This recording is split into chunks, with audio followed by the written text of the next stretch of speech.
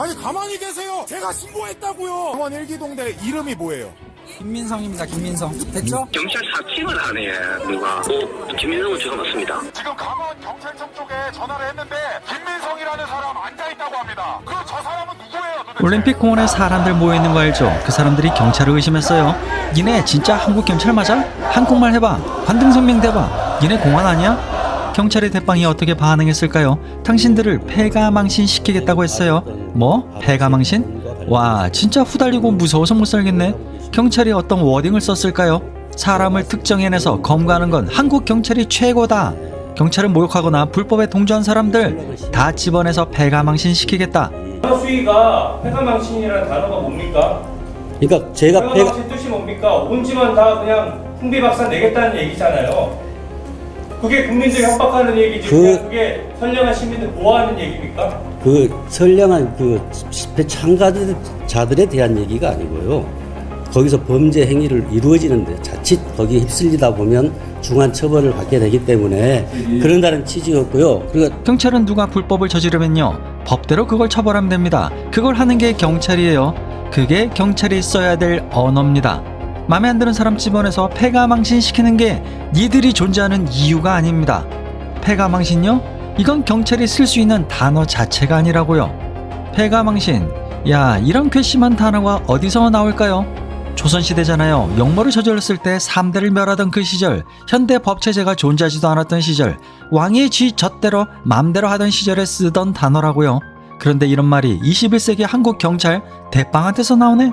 안내하고 주의를 주는 것이 아니라 폐가망신 10년 이하의 징역. 우리 경찰은 사람 잡아들이는 거 대한민국 경찰은 최고다. 그것이 겁박이 아니면 뭡니까?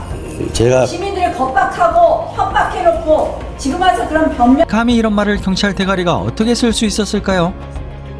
대통령이 기를 터졌거든요. 특정 국가 반대하는 시위는 깽판이라고 정해줬고, 특정 기업 커피는 먹지 마라 자기가 지령 내리고, 카페 주인이 특정 손님은 안 받겠다고 하면 국가인권회가 몰려가고 구청장이 압박하고, 어느 순간부터입니까? 마음에 안 들면 국가 조직이 움직여서 국민을 압박하기 시작한 게, 니들이 뭔데 한 집안을 폐가망신을 시키네 마네 하는 거야? 왜 자꾸 선을 넘어? 스타벅스 커피 마시는 게 니들이 정할 일이야? 내가 어떤 나라를 싫어하는 게 니들이 막을 일이야? 니들한테 동조 안 하는 10대 20대들은 교육을 못 받아서라고 규정짓고, 왜 모든 국가 권력을 니들의 국가를 유지하는 데만 동원하는 거냐고. 그럼 경찰을 의심한 시민들 이 얘기를 해볼까요? 이 의심이 하늘에서 뚝 떨어진 겁니까?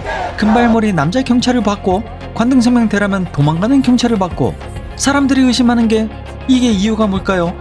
윤희근 경찰총장 시절부터 공안과 꾸준히 MOU를 맺어왔죠. 공안이 한국 경찰에 유학을 오고 교류를 하고, 중국 관광객 무면허 운전을 경찰이 주도하고, 이런 모든 사안들이 말해주는 게 뭡니까? 왜 니들 스스로 국민한테 신뢰를 잃었어요?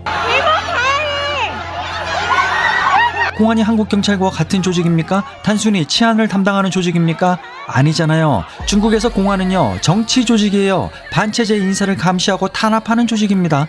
그런 조직과 MOU를 맺어오면 그게 정확히 뭔지 밝히고, 국민들한테 어떤 이유로 이걸 하는지 명확히 밝혔어야죠. 한강의 동방면주가 중국의 비밀 공안이었으면 이걸 어떻게 처리했는지 결과를 명확하게 밝혀줘야죠. 중국인이 면허 없이 한국에서 운전하게 한다? 그걸 왜 경찰이 나서서 주도를 합니까? 경찰이 관광업 진흥을 위해서 노력해주는 겁니까? 그걸 왜 니들이 걱정해요? 그게 정말 경찰 업무입니까? 니들 스스로 국민들한테 신뢰를 잃고 있잖아요. 그래놓고 이제 와서 하는 말이, 이제 와서 하는 워딩이 폐가망신? 이게 뭐예요? 이건 경찰이 쓰는 단어가 아닙니다. 이건 조폭이 쓰는 협박이에요. 아니면 현대 법체제가 전혀 없던 조선시대 왕들이 민초들한테 하는 방식이에요. 사회계약론이라는 게 있습니다. 국가와 국민은 계약관계입니다. 국가는 국민을 지킬 의무가 있고, 국민이 행복을 추구하며 살게끔 해줄 의무가 있어요. 그래서 니들한테 권력을 주고 법을 따르고 아이스크림 한 개, 그리고 기름 넣을 때마다 더덕더덕 붙은 세금을 당연히 여기면 내는 겁니다. 서로 이런 관계 아닙니까?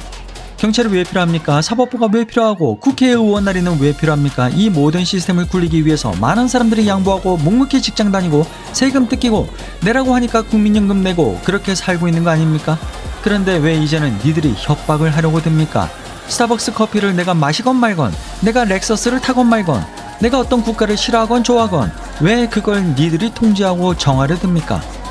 10대, 20대가 왜 니들 현재 권력자들을 싫어하냐고요? 아직도 그 이유를 모르겠어요? 20대가 직접 밝히는 이야기로 내 이야기를 마무리할게요. 이 이야기에 공감한다면 이 영상을 널리 퍼뜨려 주십시오. 안에 있는 이상한 아직 때문에 여기 젊은 사람들을 탄압하고 옥죄고 억압했단 말이에요. 그러니까 당연히 싫어하고 떠나가는 거예요. 그게 아니구나. 깨달아야 되는데 그게 아니라 니네가 역사 교육이 제대로 안 돼서 그래. 싫어하는 게요. 통제하려고 드는 거예요. 맞아요. 수복도 그렇고. 우린 태어날 때부터 자유민주주의 국가에서 태어난 사람들입니다. 저희는 그냥 태어남과 동시에 자유로운 존재였어요. 우파 정권은 적어도 그런 거에 대해서 터치를 안 해요. 근데 좌파 정권은 뭐 집권할 때마다 어디 커뮤니티 나쁘니까 들어가지 마라. 뭐 어떤 건 다코입이니까 보지 마라. 뭐 스타벅스는 나쁘니까 먹지 마라. 무슨 표현은 혐오니까 하지 마라. 오염수 회도 먹지 마라. 일본도 가지 마라. 하지만 할 줄 아는 게 들을 때 뭐야? 많습니다. 근데 자기들은 해도 돼.